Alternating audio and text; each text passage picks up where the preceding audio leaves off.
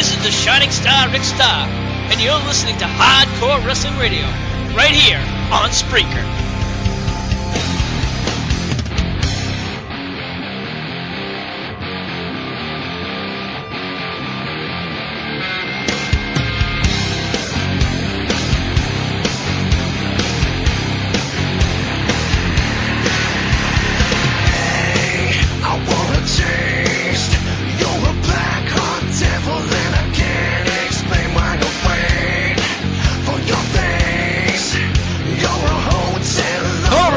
Another installment of WGS TV right here on YouTube.com/WrestleGamer and ZFX TV. I'm the Wrestle Gamer. Double D Billy Boondrock. Got a panel of people to introduce you to. First off, he is the host of Hardcore Wrestling Radio, which can be heard exclusively on Spreaker.com/HWR Media.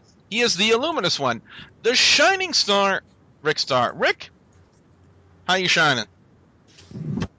After that pay-per-view, I've shined on better nights, but you know what? I think I made it through. He's twinkling at the moment. and ladies and gentlemen, that voice you heard is our resident paranormal extraordinaire. He is the SOB known as Andy. Andy, how you doing? I'm doing fine, thank you. I've seen more paranormal activity than in that wrestling match tonight. Our old friend James from the Big Easy is here. James, how you doing? Let's bring out the next item up for this. Oh wait, wrong show. Dang it! Oh, I'm doing fine. He is the MVP of the Bay Area. He's Will. Will, how you doing? After that fucking match, I threw my burger away. Thank you, Ryback. From YouTube. Okay. From YouTube.com/KillerXKenny, he is the man from South Park, simply known as Cartman. Cartman, how you doing? Pretty good. And ladies and gentlemen, he is the GCW Extreme Champion from the trilogy, Ashton Spears. Mr. Spears, how you doing?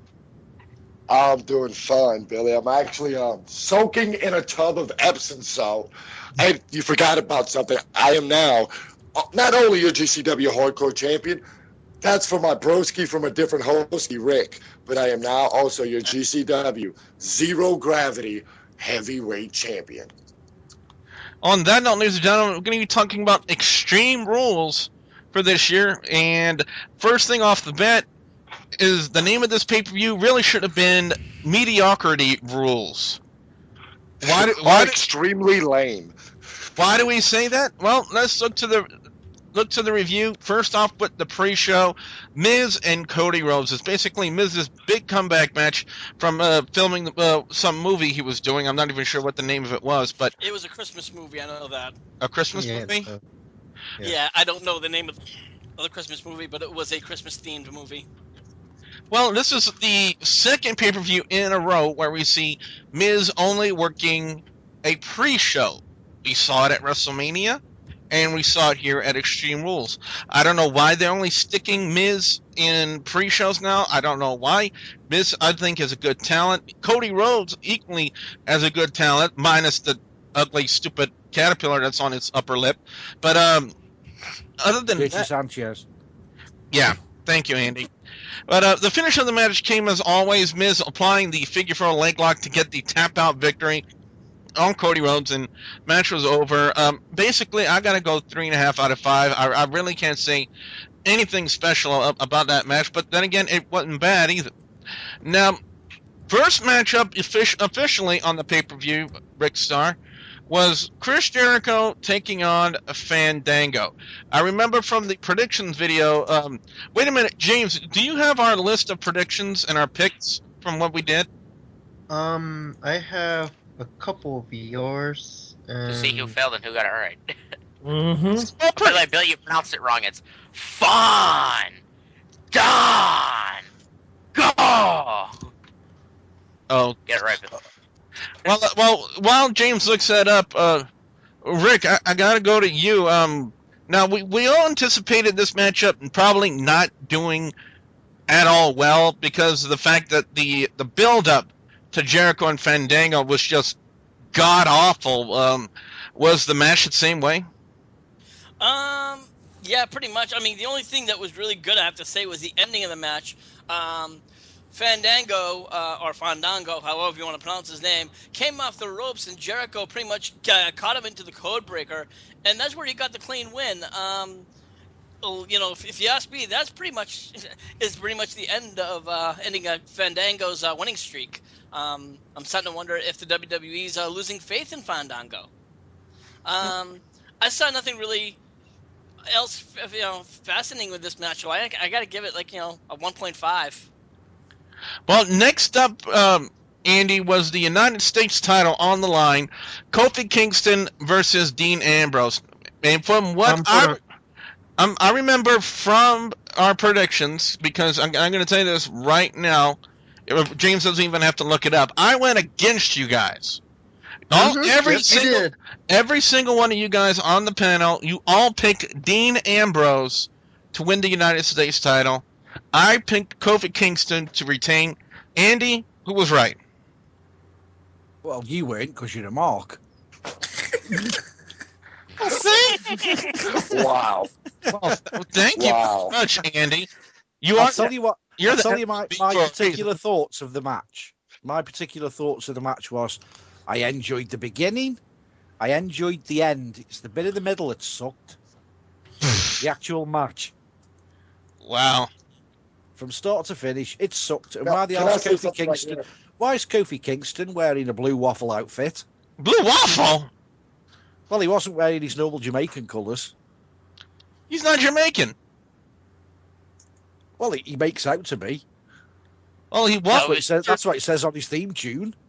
Well, they need to change that because they even intro him from being from Ghana, West Africa, or something like that. Ghana, West Africa. Yeah. Ashton, you were gonna say something? Yeah, me being the resident John Moxley / Dean Ambrose mark out of the group, I told y'all guys that he was a great, great, great, great worker. If you look at the mistakes in the match, it wasn't Ambrose. Ambrose did his job very, very, very well. I think that if you look at the style that Ambrose was showing you, he was showing you that 1990s heel Regal with his elbow in the guy's face, being really stiff.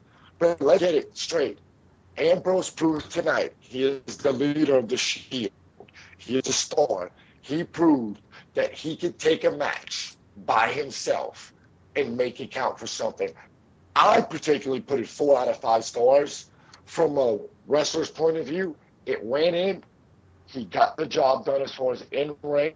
I only saw one spot, and that was the Kofi Kingston when he was supposed to jump over him. His leg kind of got caught. And I think he got the Shield over. I give it 4 out of 5 stars. Y'all may disagree. I think Ambrose is the future star and he did his job well. Andy, what would you give the match? 0 zilch. I thought it was boring to watch. Couldn't see the point of it, and for giving Shield the titles on the night, I just. Well, we'll get to the other members of the Shield when we get there. Yeah, I mean, it just defies all logic to me. All right, well, let's get up to the next match, James, as we look at the strap match, Sheamus versus Mark Henry. And I can remember from when we tried to do a predictions video, the panel was kind of split between Mark Henry and Sheamus. Which way did it go? Which way did it go? At the end, we had Sheamus as the winner. After he touched 3 corners, Mark Henry tried to stop him, do the World's Strongest Slam. Sheamus got out of it, hit the Brogue Kick, and hit the 4th corner for the win. To me, it wasn't that great of a match. I wish it kind of got. Could have been a little better, but it's okay. Let's say that it's okay of a match. You're Yeah, smart. but we're talking about Mark Henry, Billy. I mean, it'd have been a far better match if they told him that Burger King was closing in 15 minutes. Oh, God. Oh yeah, and my score is I give it a 2 out of 5.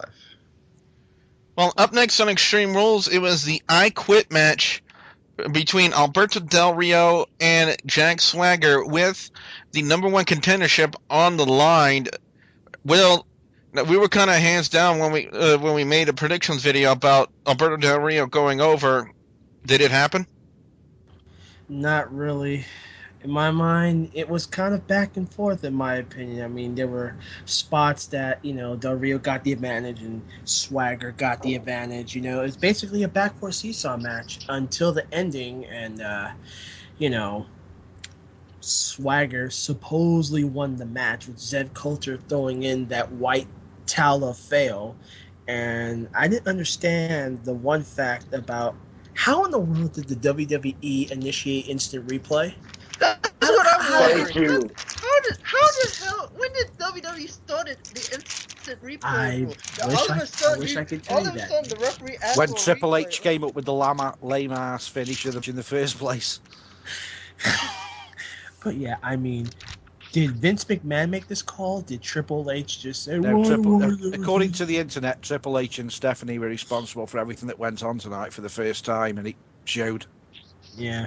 So I thought the use of a monitor was really inexcusable. I mean, you see that in other sports. This is wrestling for Like crying out loud. baseball, football, stuff Do you know like what that. do you know what makes me laugh? With working in the industry, made me laugh that he goes up to a sound guy and asks him for an instant fucking replay. That guy is the sound guy. And of course, it's like what, like a huge supersized Titantron. He can't use that one. Yeah, Warning: there's a flag of play. yeah. Yeah. The sound And use guy a who's giant there ass screen. every single week who hands the microphones out just happens to have a monitor on his lap. Why would a sound guy have a monitor on his lap?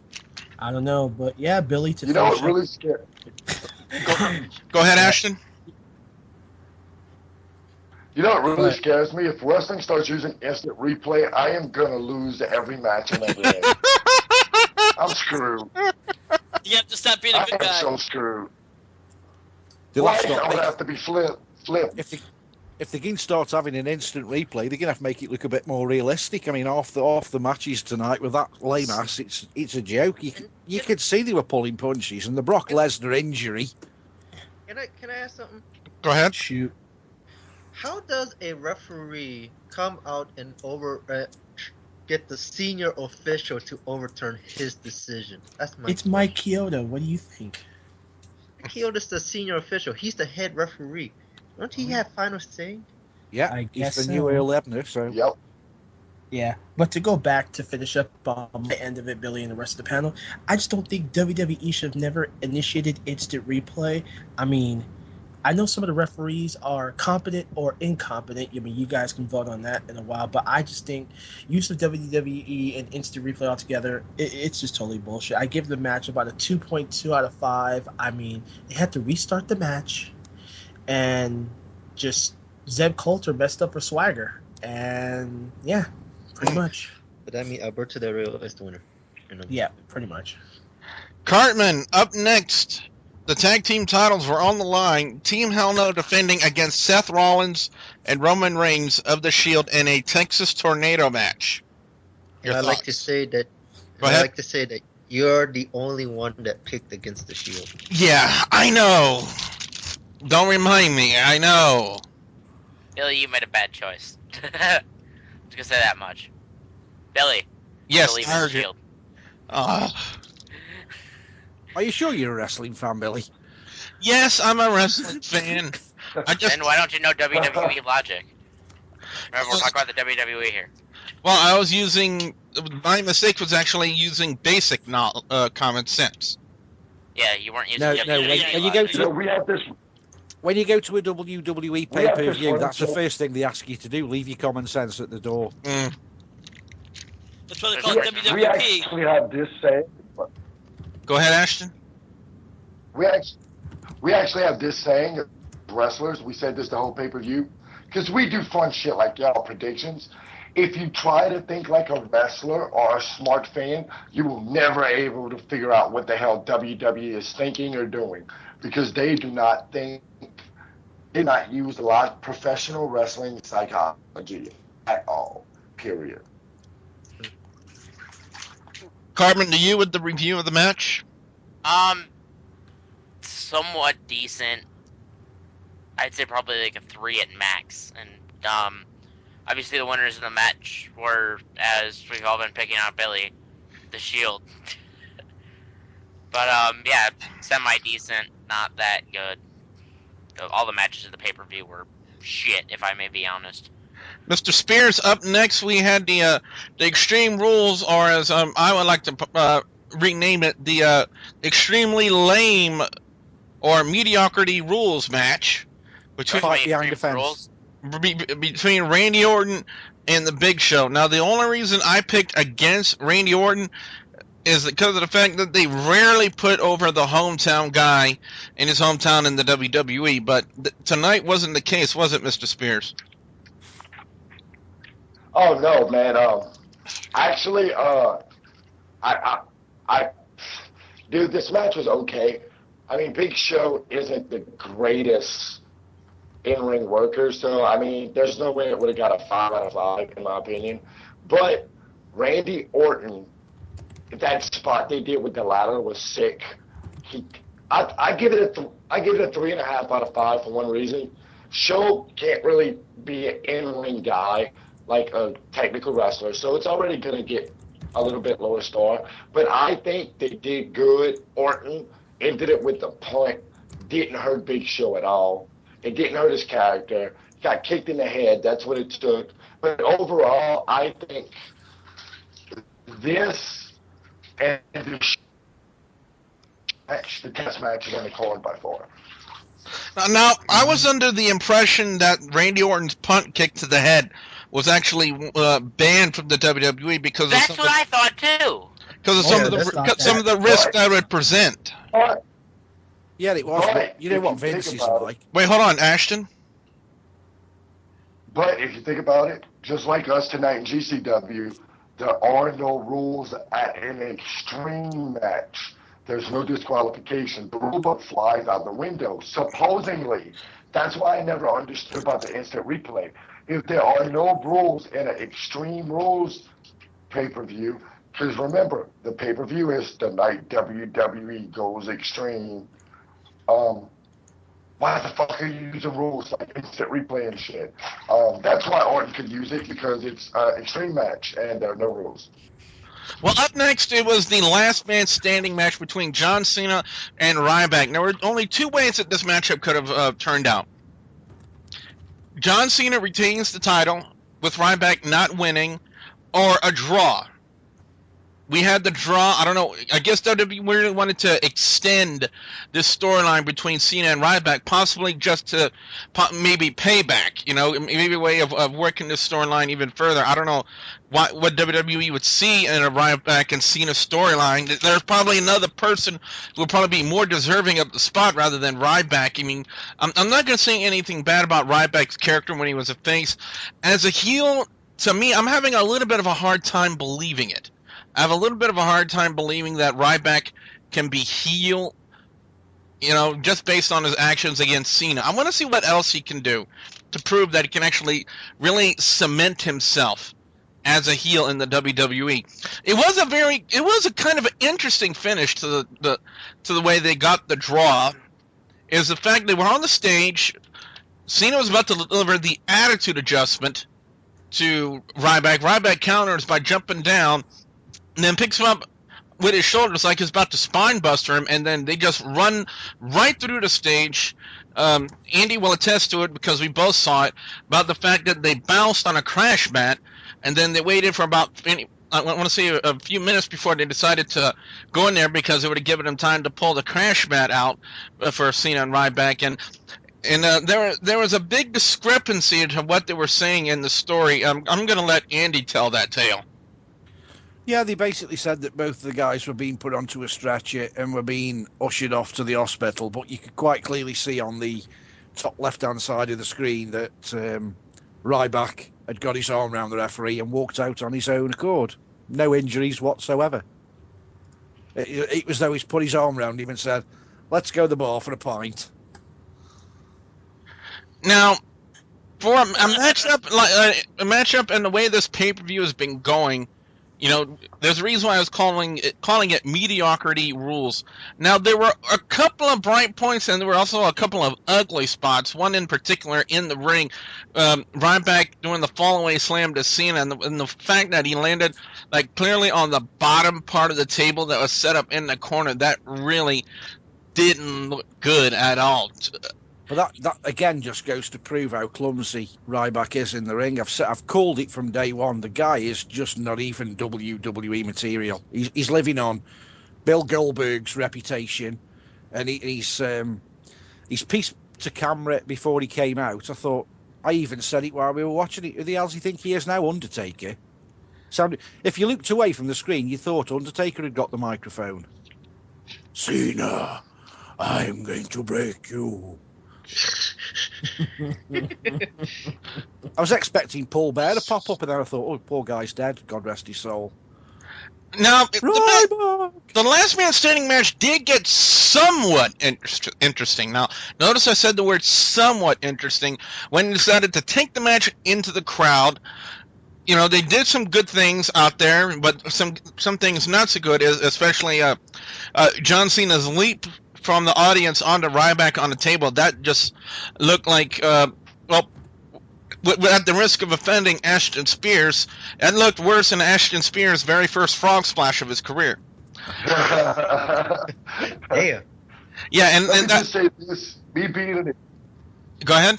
me being an extreme wrestler, if you're gonna do a spot like that, you know, he puts him on the table, he climbs up.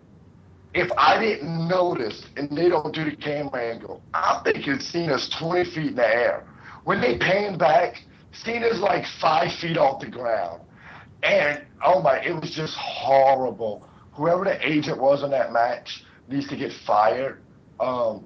They just really made Cena and Ryback, in my opinion, look bad. The match wasn't well thought out. The ending was very political with no clear-cut winner. I don't see any money in a Ryback versus Cena feud. So I don't get the point of it. It was just, in my opinion, it didn't even get 3 stars. And that I usually rate Cena matches 1 out of 5 just because I hate them. But I mean, taking the hate out, it was okay. It was somewhat interesting. They had some good parts in it. I'm gonna have to, give it a 2.5 out of 5. Like I said, I thought the matchup was somewhat interesting, especially when they took it out into the crowd. But other than that, again, the finish, yeah, it was, political, yeah, and it was a good way to possibly, I don't know why WWE would want to extend the storyline between Cena and Ryback. I'm pretty sure there are a few people who are listening to this right now in the comments section who will probably like to inform us of their opinion as well. I can do that right now. But anyway, that's the way it stands. 2.5 out of 5. Main event for Extreme Rules this year. It was the steel cage match between Brock Lesnar and Triple H. Rick Star, what was the very first thing to note about the steel cage match that people should know? Well, the fact is that they actually have a new steel cage. It has like triple. It's a bigger cage. It's taller, and it has like 3 layers on it. Or It's like reinforced. yeah, it's reinforced. Why? What importance does it have for this particular cage match? Absolutely none. Why? Because they barely used the fucking thing. But that's beside the point. Yeah, You ain't lying. Indy, let me ask you about this.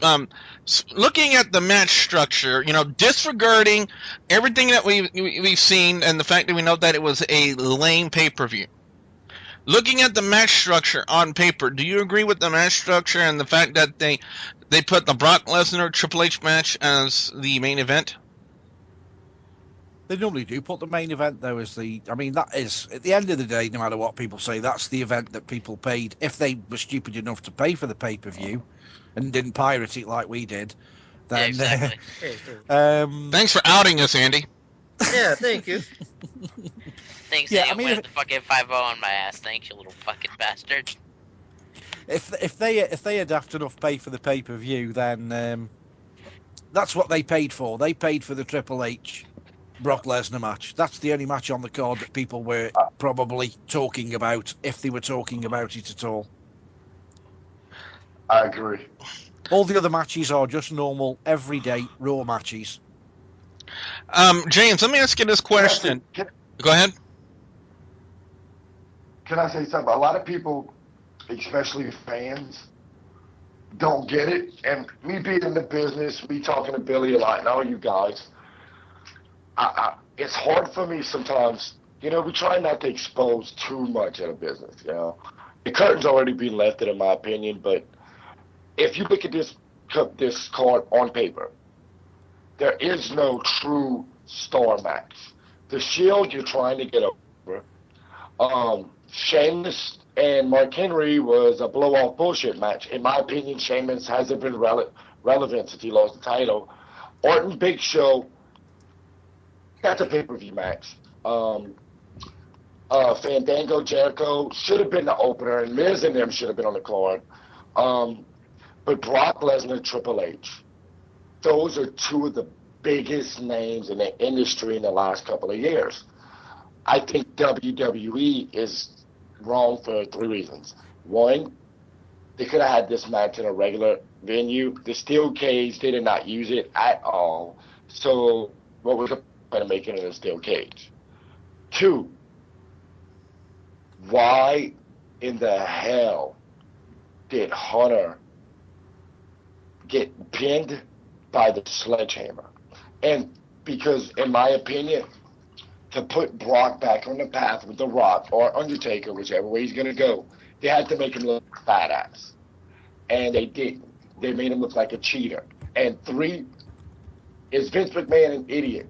Does anybody remember Brock Lesnar was a UFC heavyweight champion? So basically what WWE just said is that UFC fighting, which is a shoot fight, real life, that Brock Lesnar, normally the best heavyweight in the world, cannot fairly beat Triple H. Well, sorry, we had a little technical issue there with Ashton Spears. While we wait for him to come back, James, my question to you: after the matchup was over, we saw Brock Lesnar take the supposed hammer, and when I get back to Andy, I'm pretty sure he'll give us a good, feasible explanation as to why I said that. But he took the hammer. Well, yeah. Well, I give it. I'll let you do that, but after this. But James, when we saw that, he placed the hammer and then he crossed Triple H's arms, very similar to the way that someone else does in the WWE. Do you kind of take that as maybe WWE's sending maybe a subtle clue about what's to come? Yeah, I think that's a good thing. I really didn't think about it until like people was like mentioning it. Oh, he crossed the arms like what Undertaker would usually do after he pinned somebody. So I think this may be a feud between Lesnar and Taker. Main event on the steel cage match gets a 2 out of 5 from me. Overall score on mediocrity rules, it gets a 2 out of 5 from me. The pre-show with Miz and Cody Rhodes, I thought it was okay. Chris Jericho defeating Fandango. I think the only decent point about this match was the finish. The fact that Jericho caught Fandango off the top rope with a code breaker. I thought that was just a really awesome finish. Dean Ambrose defeating Kofi Kingston for the United States title. I don't know if I necessarily agree with that decision. I don't know if Dean Ambrose really and the Shield really need titles to put themselves over, but apparently WWE sees it that way. So let's just see how the Shield gets over now on the crowd being champions. You know, Sheamus defeating Mark Henry in the strap match. I call it a strap match, but I don't know. I've seen better. I would rather watch Stone Cold Steve Austin and Savio Vega from In Your House Beware of Dog 2 than Sheamus versus Mark Henry strap match. Even in the dark? Even in the dark? No, I said Beware of Dog 2, not Beware of Dog 1. When they had the replay. Alberto Del Rio defeating Jack Swagger in the I Quit match. Okay, it was somewhat okay. They had some good spots in there, but not too many. The Shield defeating Team Hell No for the tag team titles. What really took me by surprise tonight, in both instances with Dean Ambrose and Kofi Kingston and Seth Rollins, Roman Reigns, and Team Hell No, I was expecting interference, whether it was going to be for Dean Ambrose's match or the Shield's match with Team Hell No, but we didn't get that. Both matches were clean wins. So that really took me off guard with that one. Randy Orton defeating Big Show in the Extreme Rules match. Okay, this Extreme Rules match, again, needs to be really renamed as Mediocrity Rules because it sucked! John Cena and Ryback was somewhat interesting in the Last Man Standing match. I say that because the finish was only like halfway interesting. At Brock Lesnar and Triple H in the main event, the Steel Cage match, Brock Lesnar, learn to hold that fucking hammer! 2 out of 5 on Extreme Rules. I want to start with the Shining Star. Wait, the rubber hammer? The rubber hammer, yes. The rubber hammer that Brock Lesnar fucked up. Rick, The little toy hammer. Rick, starting with you, your overall score and thoughts. I have to give my overall score. I'll give it a 1.5. There was really nothing. The best match of the night, I honestly have to say, is probably the Tornado Tag match. I'll have to say, Dean Ambrose, I'm glad that he finally got the title. Hopefully, it's a sign of the Shield. Well, it's obviously not a sign of the Shield splitting up because now they all have titles, so it's probably unified them even more. But, anyways, that was still it. As far as the main event, which was a cage match, that was by far the worst cage match I've ever seen in my entire life, and I don't know what the fuck they're doing. So that's it for me. Well, let's go to Andy, the SOB. Andy, your overall score and thoughts. One of the worst pay-per-views I think I've ever seen. Fact. And I would only give it a score of 1 because Lillian Garcia showed a nice bit of leg. No, nothing for the cat fight between AJ and Caitlyn backstage? No, you didn't see enough. They pulled them off each other too soon. All right, Jane. In fact, that probably would have been a good match, to be perfectly honest. It'd have been a damn sight better match than the Brock Lesnar match. Kind of makes me wonder why they keep putting this match off, for so long. I mean, when did she win number 1 contendership? Like 4 weeks ago, 5 weeks ago? About, yeah. Yeah, but we're talking about Triple H and his jealous wife. I mean, we know all the stories about Stephanie McMahon doesn't trust Triple H where there's females, so hence he doesn't push the female wrestlers because Stephanie might think he might have a bit of a sniff. Wouldn't you have to say that he's in the wrong business then? on that note, James, your overall score and thoughts? Well, we all know why Triple H. If we've all seen the videos, we all know why Triple H married Stephanie. He didn't marry her because he loved her. We've all seen the videos, I'm sure. Okay, as we get back to Extreme Rules, James? I'm going to give this a 1.5 out of 5. The tag team match... No, let me bump it up to 2. The tag team match was decent. The United States Championship was decent. Everything... and the end of Fandango and Chris Jericho. You actually thought Fandango and Chris Jericho was a good match? The ending? Okay. Yeah, the ending. Not the match, the ending. I just hell. Wait, hold on. Wait, hold on. Go ahead, Andy. I would even say that the cat fight between AJ and Caitlyn was better than the rest of the matches. Right? That's it. Fine. All right, Andy, you got something to say? Yeah, just in case the people about the Triple H and Stephanie McMahon comment, I think about it and iterate what I'm talking about there. Watch the video when Triple H turns to Chyna and says, "One day, my dear, this will all be mine." Wow. Well, let's go to Will. Will, your overall score and thoughts. Well, pretty much I would give this one a 1.8 out of 5. I mean, let's see. Ambrose getting the title, seen it coming. That match was lackluster, pretty much like Andy said earlier. Tag team match, decent. Didn't think it would end the way it did, but it did. So Shield got now 3 belts. Now the Chris Jericho Fandango match, could somebody say botch mania? I mean, how many botches were there? A lot. Good lord. 4. I counted them. That's I it? actually counted them. Wow. That's it? Yeah. Yeah. That's it. Now the Randy Orton Big Show match, kind of wasn't impressed by it. Not in the slightest. I mean, it was just pure, I want to take a pillow and go to sleep. And then when you hear the final bell, okay, finally my boredom goes out the shit. Now, the cage match, pretty much they gave it to Lesnar, but like Ashton said, I mean, you know, they put too much hurt and pain on Lesnar. I mean, I thought it was a little bit too much, but they gave him the win anyway. Yeah, I they just made thought Lesnar a little bitch. and I thought the best part of that whole pay per view is when Ryback took Cena straight to hell. Pretty much. Well, let's go to Cartman now. Cartman, your overall score and thoughts. Score 0. All the matches were complete and utter shit. Let's just be honest here. Here. Well, let's go to Ashton Spears then. Ashton Spears, your overall score and thoughts. Well, me being in a different mind frame than y'all, I looked at this pay-per-view as a building pay-per-view. After Mania, everybody knows the story's reboot, new year, new angles. I personally give it 3 out of 5 for just a couple of reasons. One, the Shield. Bottom line, the future of WWE. I called it 3-4 months ago when they debuted.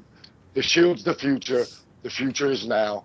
And best match of the card, in my opinion, Ambrose and Kofi. Biggest disappointment, Lesnar Triple H. The only reason they got that was for the Orton spot, the end of Jericho, and the Shield. Guys, what you're watching is, that was the second best show Billy watched on a Sunday. I'll say that. On that note, ladies and gentlemen, we want to know from you guys out there, the viewers and subscribers, your thoughts on mediocrity rules. Be sure you put your comments in the comment section below. Don't forget to like and favorite this video. Where can fans check you out on HWR? Oh, of course, they can always find me on my Facebook page.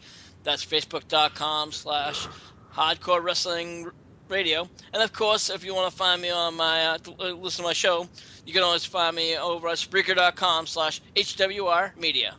In addition to being an SOB, Andy is also a resident paranormal investigator. Andy, where can fans check out your work? www.stokehaunted.com or on Facebook with the same name, or you can look me up on Facebook and see what a lovely son of a bitch I am on Facebook. Facebook.com/Andy2E1 SOB. Beautiful, handsome bastard that he is. As he puts himself even over on himself more. Don't want to see there. Yeah. Cartman's over on youtube.com/KillerXKenny. Cartman, what you got going on over in your neck of the woods? Minecraft and zombies and other stuff that I decide to upload.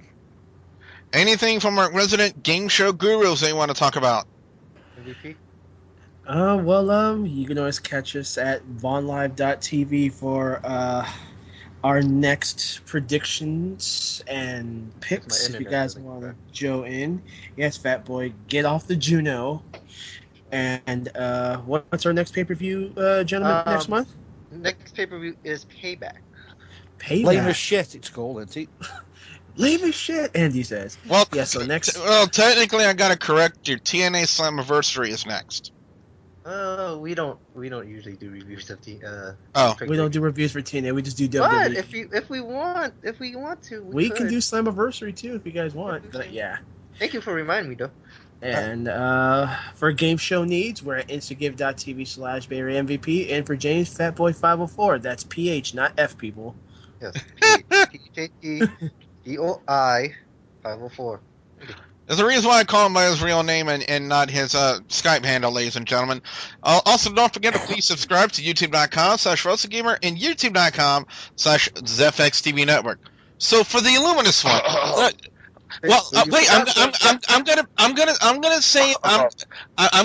have the information right here. I'm gonna be sure to mention it before we go. Billy, can we mention something just before we go for the listeners to have a mental picture before they go? Oh, God, another mental picture? Yes. I'm scared. Those of you that are not looking at the Skype chat, because you can't see the Skype chat, unfortunately, James is the one, if you ever see his picture, who's got China's vibrator in front of him. Oh, my God. On that note, ladies and gentlemen, go ahead. Alright, and y'all can find me at the Ashton Spears on YouTube. The channel's up. Check out Trilogy on Facebook. And you can check out the events of today. Sucker Jones, your new GC Heavyweight Champion. Ashton Spears, your new Zero Gravity Champion. And still currently your Extreme Champion. 3 world titles, just like we did, but we did it first 6 hours earlier.